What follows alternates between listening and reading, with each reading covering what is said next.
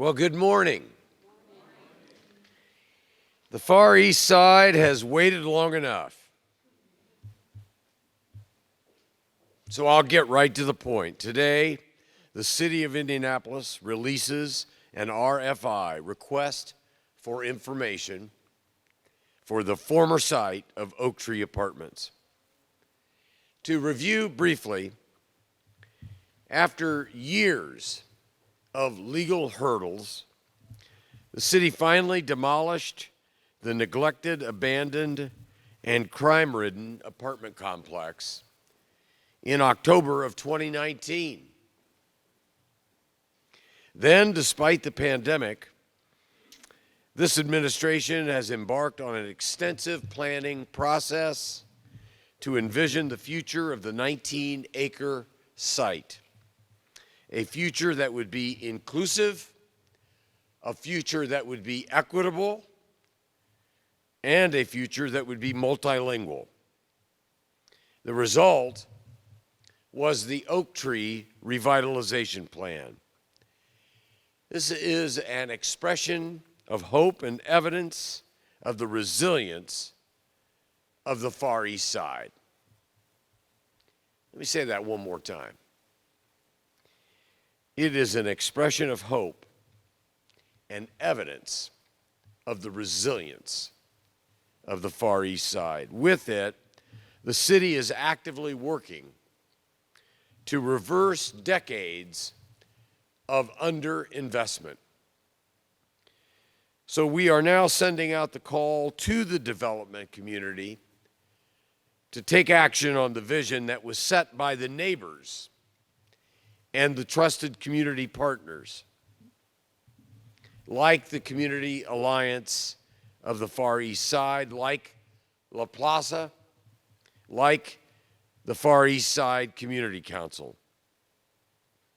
This call aims to build upon current and future investments in this area, like the recent Cook Medical Manufacturing Facility and the upcoming Purple Line Rapid Transit Route. It will build on tens of millions of dollars in public and in private funding through not one, but two Lift Indy neighborhoods, the Far East Side and the East 38th Street corridor. As I always say, Indy is a city of neighborhoods. Every neighborhood in Indianapolis is Indianapolis, and each one tells its own story. The city, its residents, and its government must listen and respond to the stories that are told by the neighborhoods. For years, the story of Oaktree Apartments was a shameful tale of greed, exploitation, and decades of neglect. In 2019, we made that segment come to an end. Oaktree and its disastrous property owners are gone.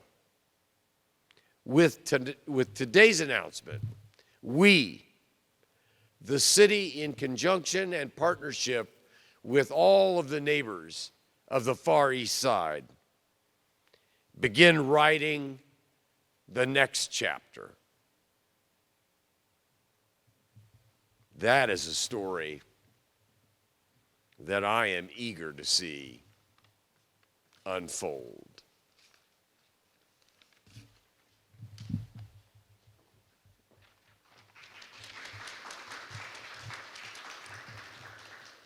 Thank you, Mayor Joe Hogsett.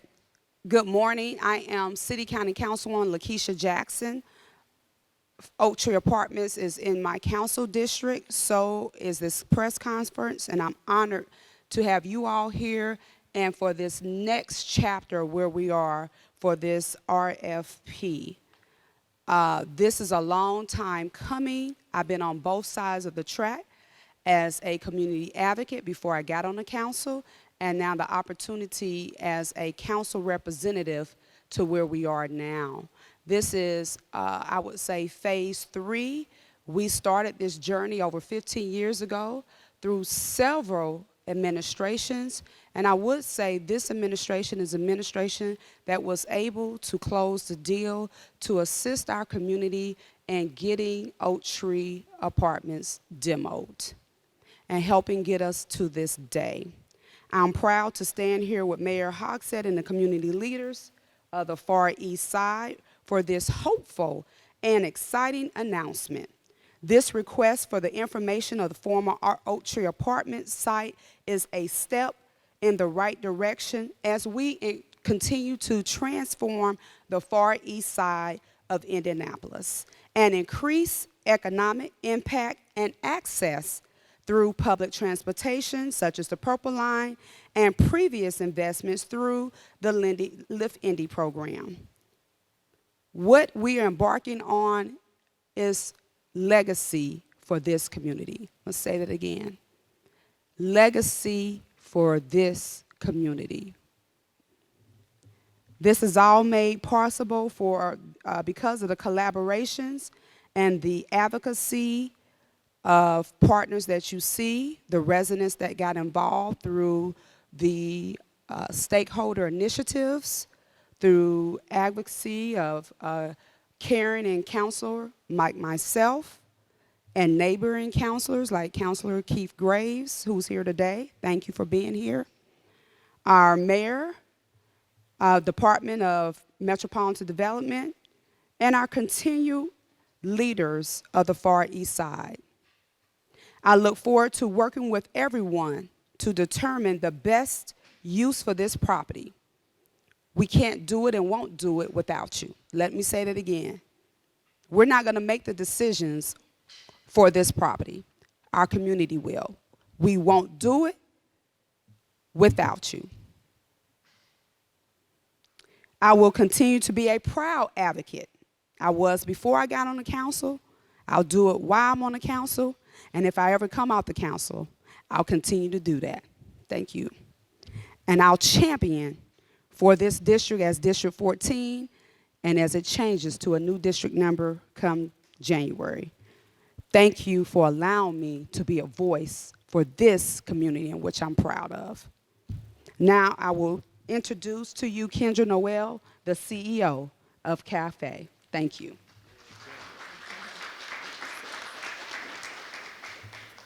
Good morning, everyone. So great to see everyone here this morning. What a great announcement that is bringing some rays of sunshine on this rainy day.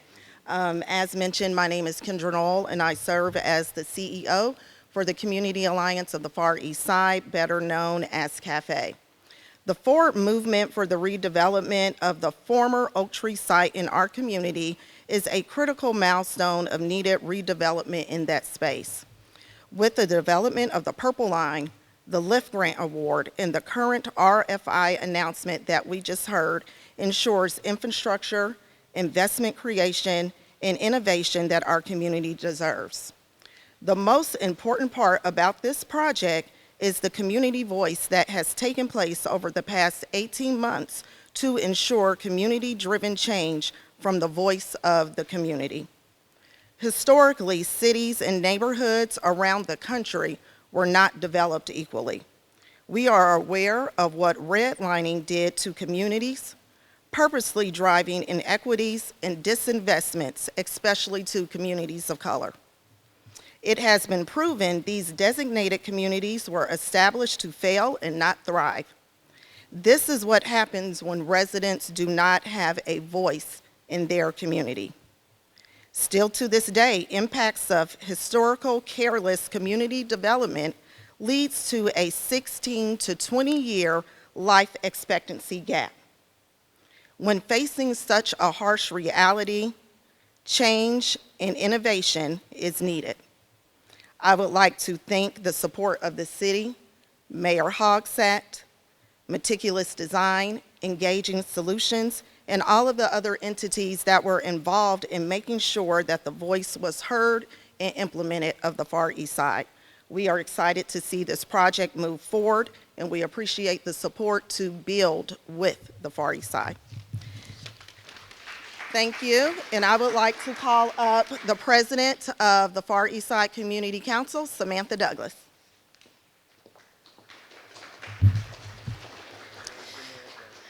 Good morning. I'm Samantha Douglas. I have the honor of serving the Far East Side Community Council as their president.